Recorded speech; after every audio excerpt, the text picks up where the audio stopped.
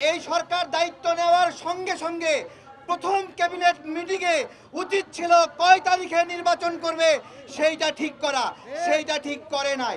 পাশাপাশি এই সরকারের উপদেষ্টারা নির্বাচনে অংশগ্রহণ করবে কিনা সেইটাও প্রথম ক্যাবিনেট মিটিংয়ে সিদ্ধান্ত হওয়ার কথা ছিল, সেই সিদ্ধান্তও নেয়নি।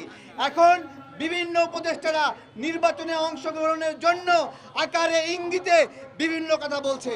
জাতীয় নাগরিক জোট গঠিত হয়েছে যারা এই ধরনের ইচ্ছা জ্ঞাপন করে তাদেরকে প্রতিহত করার জন্য। এই অন্তর্বর্তীকালীন সরকার সেইটা কি তত্ত্বাবধায়ক সরকারের আদলে গঠিত নয়?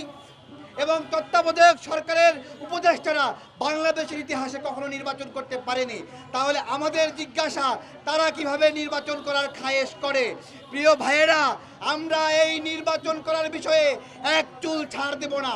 14 মাস ধরে যারা খেয়েছে, লুটপাট করেছে, নিয়োগ বাণিজ্য করেছে, তারা নির্বাচনের কোনো প্রার্থী হতে পারবে না। এবং আমরা বলছি, নির্বাচনের তারিখ দেন না কেন? ধানাই পানাই করেন কেন? আকুপাকু করেন কেন?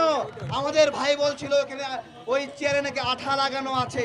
আঠা লাগানো আছে, আঠা কিন্তু টান দিলে চামড়া ছত খুলে আসবে, পাশা কিন্তু জ্বালাপোড়া করবে। আমাদের স্পষ্ট কয়েকটি দাবি। আমাদের শিক্ষা সংস্কার হয়নি, কেন হলো না? কেন এখানে গুরুত্ব দিলেন না? স্বাস্থ্য সংস্কার হয়নি, কেন ডক্টর ইউনূস তার গ্রামীণ ব্যাংকের অফিসারকে নিয়ে এসে স্বাস্থ্য মন্ত্রণালয়ে বসিয়েছে? জবাব দিতে হবে।